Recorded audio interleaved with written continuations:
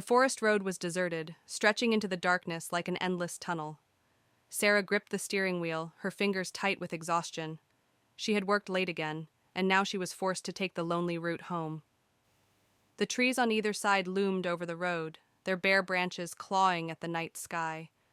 The radio crackled with static before cutting out completely. Then, bang! Her car lurched to the side. Heart pounding, she pulled onto the shoulder, breathing heavily.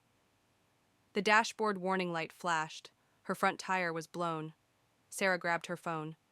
No signal, of course. The forest was notorious for bad reception. She opened the glove compartment, rummaging for a flashlight, and stepped out. The cold night air sent a chill through her jacket as she crouched to inspect the damage. The tire was ruined. She knew she wouldn't be able to change it herself. Cursing under her breath, she leaned against the car, trying to think. Should she wait for another driver to pass? But she hadn't seen another car in miles.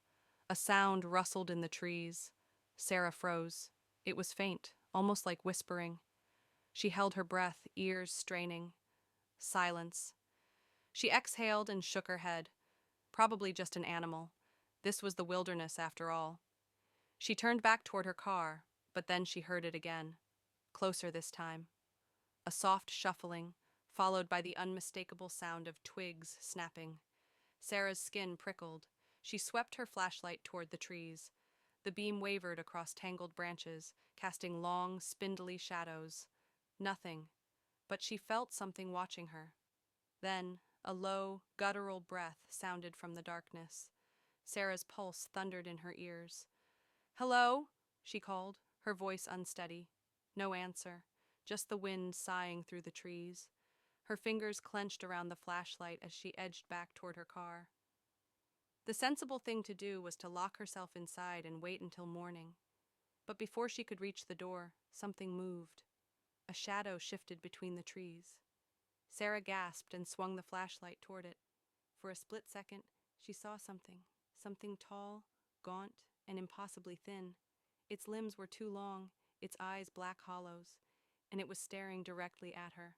Panic surged through her veins. She yanked the door handle. Locked. Her keys. They were still inside. Behind her, a branch snapped. Sarah turned and ran. She didn't think, didn't look back. The forest swallowed her in darkness, her feet crunching against dead leaves. Branches whipped against her arms and face, but she kept running. Something followed. She could hear it. Heavy footsteps, too fast, too deliberate. It wasn't human. Sarah stumbled, catching herself against a tree. Her breath came in ragged gasps as she tried to orient herself. Then she saw them. Eyes. Dozens of them. Glowing faintly in the dark, peering from between the trees. She choked on a sob, spinning in a desperate search for escape. Her flashlight flickered, the batteries dying. The creature's silhouette loomed ahead, impossibly close now. Sarah forced herself to move, sprinting blindly through the trees. Her lungs burned, her legs ached. Then, just as she thought she couldn't run any farther, headlights. She burst from the trees onto the road. A truck barreled toward her, horn blaring. She threw up her hands, blinded by the brightness. The tires screeched as the driver swerved, coming to a stop just inches away. A man jumped out. "Lady, are you okay?" Sarah whirled around. The trees behind her were silent, the glowing eyes gone. She collapsed to her knees, shaking. The man knelt beside her, his face etched with concern. "What happened?" Sarah opened her mouth, but no words came. Because she knew, whatever had been in the forest, it was still watching, and it would always be waiting.